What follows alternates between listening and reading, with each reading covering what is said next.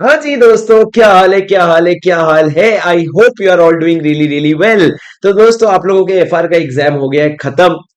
दोस्तों, पेपर अच्छा गया, बुरा गया, कौन से टीचर का क्या ओपिनियन है, कौन से स्टूडेंट का क्या ओपिनियन है, वो अभी हम डिस्कस नहीं करेंगे। और एफआर का पेपर कैसा था वो I will leave it to the FR faculties who are teaching and they will let you know how the paper was. But मेरा काम है आपको अगले पेपर एसएफएम के बारे में कुछ बातें बताना, जो कुछ गलतियां मैंने करी थी जिससे मेरा नुकसान हो सकता था पर मैं बच गया, और कुछ स्ट्रैटेजीज जो मैंने अडॉप्ट किए थे जिससे मेरा फायदा हो गया, वो आप लोगों को पता होना चाहिए, ताकि इनमें से एक पॉइंट भी अगर आपके लिए काम आ गया तो ये वीडियो मेरा सफल हो जाएगा और तुम्हारा पेपर अच्छा हो जाएगा। तो मेरी बात ध्यान से सुनना, और इसी तरह का वीडियो मैं रोज आपके पेपर के बाद अगले पेपर के लिए ले आऊंगा, तो देख लेना, आपका ज्यादा समय बिल्कुल भी नहीं लूंगा। सबसे पहली बात दोस्तों, इस वीडियो में हम लोग बात करने वाले हैं आपका अगला पेपर यानी कि आपके एसएफएम के बारे में। दोस्तों, एसएफएम के पेपर में आप ये बात समझ लीजिए सबसे पहले तो, कि आप 100 मार्क में से पूरे 100 मार्क का अटेम्प्ट कर सकते हो, और उतना ही 100% कवरेज आप प्रेपरेशन में भी कर सकते हो। तो सबसे पहले मैं आपको बता दूं मिस्टेक्स जो मैंने करी थी, जो आप लोगों ने नहीं करना है। सबसे पहला मिस्टेक ये था, एफआर के बाद शाम को घर आने के बाद मेरा फ्लो बनाने में, रिदम बनाने में मेरे को बहुत टाइम लगा था, क्योंकि मैंने गलती ये कर दी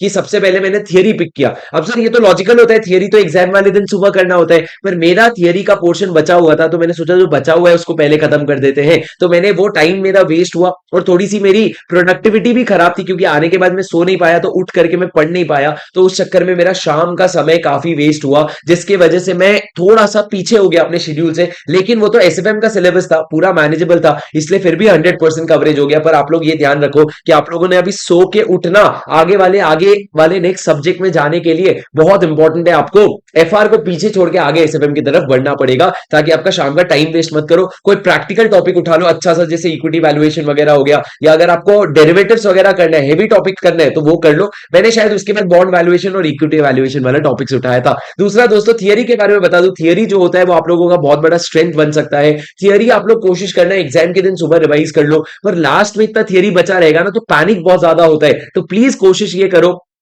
कि आप मेंटली प्रिपेयर्ड हो कि एग्जाम वाले दिन सुबह 5 6 7 जब भी मेरे को उठना है उस समय में उठ करके थियरी करूंगा। थियरी को दो पार्ट में डिवाइड कर लो, एक तो जो एक्चुअल थियरी चैप्टर्स है जिसके आपको करने ही है, जैसे कि वैल्यूएशन, स्टार्टअप वैल्यूएशन वगैरह जो चैप्टर्स है आपके, वो वाले स्टार्टअप वाले।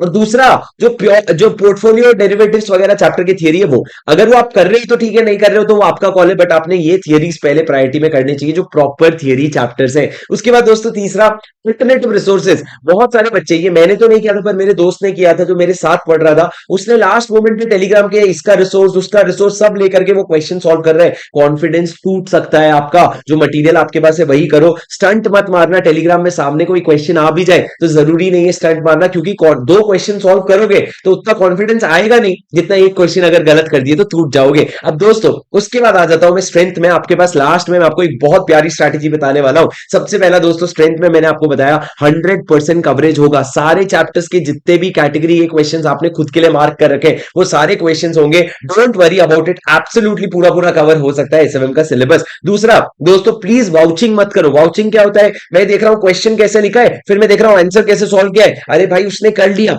हमको अपने कैलकुलेटर में सॉल्व करना पड़ेगा। अगर आपको थोड़ा डिफिकल्ट क्वेश्चन लग रहा है तो थोड़ा सा लिख के सॉल्व करो। फॉर्मेटिंग की बात नहीं कर रहा हूं, मैं बोल रहा हूं थोड़ा सा लिख लिख के सॉल्व करो, ताकि आपका प्रेजेंस ऑफ माइंड रहे। और सेकंड बेस्ट ऑप्शन है कि आप कैलकुलेटर से सॉल्व कर लो पूरा, और लास्ट आंसर को मैच कर लो, पर वाउचिंग बिल्कुल भी मत करना। बहुत इजी क्वेश्चन है, आपको तो क्वेश्चन और आंसर भी पूरा पूरा याद है कि मैंने ये गलती करी थी, तो वाउचिंग समझ में आता है। बट अगर आप ढंग से पढ़ रहे हो तो वाउचिंग आपने नहीं करना चाहिए। मैं आपको बता रहा हूं, सॉल्व कर करके भी पूरा कवर हो जाता है, आपको बस स्पीड मेंटेन करनी पड़ेगी और अपना रिदम नहीं तोड़ना है। और last and the most important point दोस्तों, एसएफएम का मॉक टेस्ट में मेरे को आए थे करीबन 40 मार्क्स के आसपास, और एसएफएम का उसी के एक महीने बाद एसएफएम के पेपर में मेरे को आए 87 मार्क्स।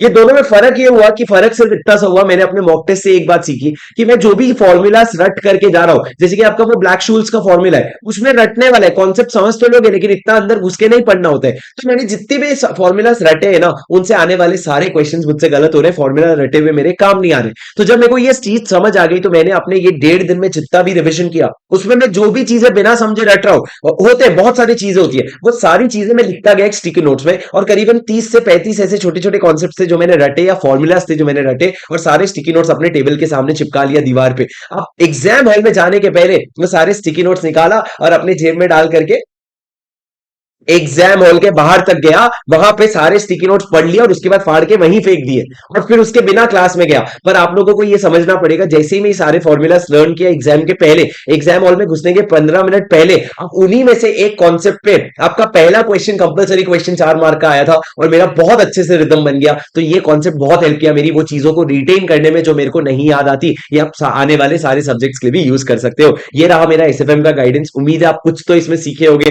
दोस्तों, आपका टारगेट एसएफएम में एग्जामेशन लाने का होना चाहिए, क्योंकि एसएफएम आपका फर्स्ट ग्रुप संभालता है। एफआर और एसएफएम संभालेंगे, क्योंकि लॉ और ऑडिट में एग्जामेशन आना अच्छी बात है, लेकिन आप एसएफएम में 70-75 भी टारगेट कर सकते हो। तो हम ज्यादा नहीं मांगेंगे, ज्यादा मेहनत करेंगे, पर एसएफएम में एग्जामेशन तो चाहिए। नीचे कमेंट पे अपने लिए लिख के जाना, I will get examination in SFM. ये आपको लिख के जाना है, अपने लिए एकदम दिल से आने देना। अगर आपको वीडियो हेल्पफुल लगा तो मेरे को लाइक जरूर करके चले जाना, और इस चैनल को सब्सक्राइब कर लेना, क्योंकि इसी तरह का और कंटेंट मैं आपके हर सब्जेक्ट के बाद लाने वाला हूं। एक पॉइंट तो जरूर सीख के जाओगे। All the best guys for your next exam. I will see you soon. This is your CA बड़ी शुभम सिंगल साइनिंग ऑफ।